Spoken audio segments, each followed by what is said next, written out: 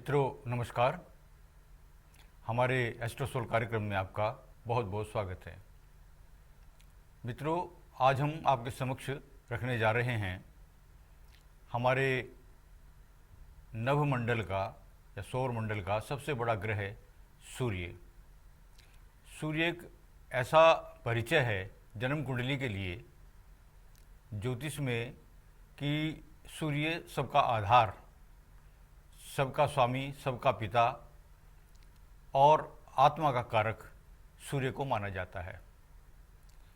सूर्य एक प्रकार से स्वयंभू है, स्वयं प्रकाशित है और सारे जगत को प्रकाशित करता है। जैसे सूर्य सभी जगत को प्रकाशित करता है, उसी प्रकार से जन्म कुंडली में भी उसका स्थान है। उसके होने से ही समस्त ग्रह प्रकाशित होते हैं और प्रभावित होते हैं और अपना कार्य करते हैं।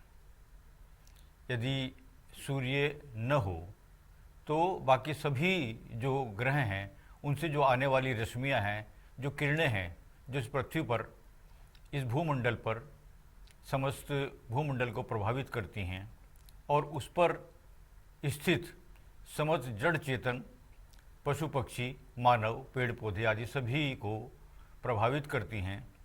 उसी से हमारा जो जन्म कुंडली का जो विषय वस्तु है वो प्रभावित होता है और उसके प्रभाव का अध्ययन करना जो है वो जन्म कुंडली का मुख्य लक्ष्य है। तो मित्रों, ये जो सूर्य है, हमने कल की चर्चा में जन्म कुंडली के 12 भावों का जिक्र किया था और उन 12 भावों के क्या क्या नाम हैं, क्या क्या उनके कारक हैं, किस प्रकार से उनके अपने नाम के अनुसार उनके अनुसार हम किन किन विषयों का अध्ययन करते हैं। उसी क्रम को आगे बढ़ाते हुए आज हम जो जन्म कुंडली में इन 12 घरों को या 12 भावों को जो प्रभावित करते हैं 9 ग्रह हैं, उनमें से एक प्रमुख ग्रह सूर्य आज की विषय वस्तु है। सूर्य ग्रह हमारी जन्म कुंडली में हमारे तीसरे, पहले और 9वें भाव के मुख्य कारक हैं। यदि वे इन घर में या इन भावों में बैठे हुए हैं सूर्य, तो वे आमतौर पे यदि वो अकेले बैठे हैं तो वो अच्छा प्रभाव नहीं देंगे। भले ही वो इन घरों के कारक हों तो भी यदि वो अकेले बैठे हैं तो वो इन घरों में हानि ही करेंगे, ज़्यादा लाभ नहीं करेंगे। किंतु यदि किसी अन्य ग्रहों के साथ, मित्र ग्रहों के साथ यदि वो बैठे हैं, मित्र राशियों में यदि वो बैठे हैं, तो वो वहाँ शुभ परिणाम उत्पन्न करते हैं। सूर्य देव मेष राशि और स्वराशि में लाभ करते हैं, अर्थात मेष राशि में वे उच्च के ग्रह कहलाते हैं और 5वीं सिंह राशि उनकी अपनी राशि है। तो मित्रों, यदि किसी भी लग्न में, किसी भी भाव में सूर्य यदि मेष राशि में या अपनी राशि में विराजमान होते हैं और बहुत संभव अपने मित्रों के साथ यदि विराजमान होते हैं तो वो शुभ परिणाम उत्पन्न करते हैं। किंतु वही सूर्य यदि आमतौर पर 8वें, 12वें घरों में शुभ नहीं माने जाते हैं, किंतु छठे घर में वो शुभ माने जाते हैं, मतलब खराब नहीं माने जाते हैं, खराब परिणाम नहीं देते हैं। लेकिन नवांश में जाके छठे, 8वें, 12वें तीनों ही घरों में सूर्य के विपरीत परिणाम हम गिनते हैं, उन्हें अच्छा नहीं मानते हैं और उनके खराब परिणाम होते हैं।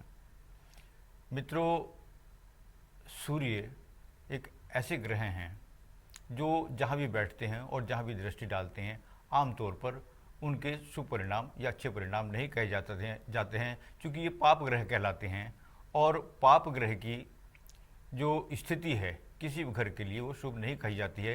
किंतु यदि अपनी राशि में या अपनी उच्च की राशि में हो तो ये शुभ परिणाम उत्पन्न करते हैं। इसके अतिरिक्त अपनी नीच की राशि अर्थात तुला राशि में, वृष राशि में, मकर राशि में या कुंभ राशि में किसी भी भाव में ये बैठते हैं तो वहाँ इनके विपरीत परिणाम उत्पन्न होते हैं। आमतौर पर ये दूसरे, चौथे, 5वें, 7वें और 8वें और 12वें भावों में अच्छा परिणाम उत्पन्न नहीं करते हैं। दूसरी, 7वीं, 10वीं और 11वीं राशियों में ये अच्छा परिणाम उत्पन्न नहीं करते हैं। सूर्य के साथ राहु, चंद्र, मंगल या केतु में से कोई ग्रह बैठता है तो उसके परिणाम खराब होते हैं। सूर्य यद्यपि अपने आप में बहुत प्रभावशाली, बहुत तेजोमय ग्रह है और इनके साथ जो भी ग्रह बैठते हैं ये उन्हें अस्त कर देते हैं, अर्थात उनके प्रभाव को क्षीण कर देते हैं। किंतु राहु एकमात्र ऐसा ग्रह है जो कि वास्तव में तो छाया ग्रह है, उसका जगत में या आकाश में कोई उस प्रकार से अन्य ग्रहों की तरह कोई अस्तित्व नहीं है, किंतु छाया ग्रह होते हुए भी यह सूर्य को प्रभावित करता है और यदि उसके साथ युति बनाकर कहीं बैठता है या उनकी उपस्थिति कहीं दर्ज की जाती है तो उसे ग्रहण योग कहते हैं। इसी प्रकार से सूर्य यदि शनि के साथ जन्म कुंडली में बैठते हैं तो उसके परिणाम भी अच्छे नहीं माने जाते हैं। मित्रों, यदि सूर्य, कुल मिलाकर ये कहना होगा कि अपने मित्रों के साथ या शुभ ग्रहों के साथ किन्हीं भावों में बैठते हैं और उनमें शत्रु राशियां हों, जिन राशियों में अच्छे नहीं माने जाते हैं, तो ये मध्यम परिणाम देंगे। उसी प्रकार से यदि खराब घरों में बैठते हैं और शुभ राशियों में बैठते हैं या मित्र की राशि में बैठते हैं या अपनी उच्च राशि में बैठते हैं तो भी मध्यम परिणाम ये उत्पन्न करते हैं।